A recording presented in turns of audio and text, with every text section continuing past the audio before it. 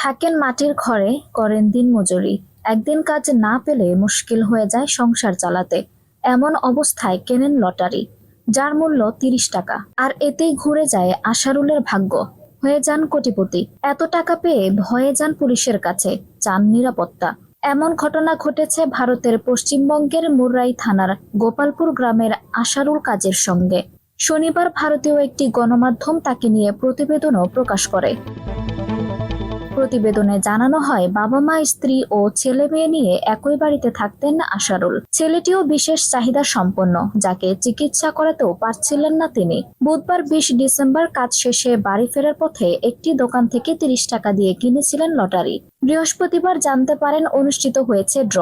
ওই দোকান থেকেই লটারি কিনে কেউ একজন হয়ে গেছেন কোটিপতি। কোনো কিছু না ভেবেই মেলালো কোড নম্বর, দেখলেন তিনি জিতেছেন কোটি টাকা। লটারি মেলাতেই খুশিতে আত্মহারা হয়ে পড়েন আশারুল, পরক্ষণেই হয়ে পড়েন আতঙ্কগ্রস্ত। আগপিছ না ভেবে হাজির হন মুরাই থানায়। নিরাপত্তা চান নিজের, সাথে নিরাপত্তা চান তার টাকারও। পুলিশও ফেরায়নি তাকে, করেন আশ্বস্ত, বলেন দেওয়া হবে সব ধরনের সুরক্ষা। লটারি জিতে কোটিপতি আশারুল বলেন, টাকার অভাবে প্রতিদিন কিনতে পারতেন না লটারি, তবে সপ্তাহে ২-১ দিন ঠিকই কিনতেন, কিন্তু কখনো ভাবেননি এভাবে হয়ে যাবেন কোটিপতি। বিশেষ চাহিদা সম্পন্ন সন্তানের কথা উল্লেখ করে তিনি বলেন, ছেলের চিকিৎসা আটকে ছিল টাকার অভাবে, এবার করাবেন চিকিৎসা। খাওয়া দাওয়া নিয়েও থাকবেন না দুশ্চিন্তা।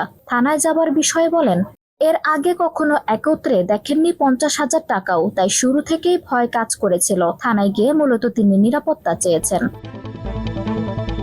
আঞ্জুম হক আরবি, টাইম নিউজ ডেস্ক।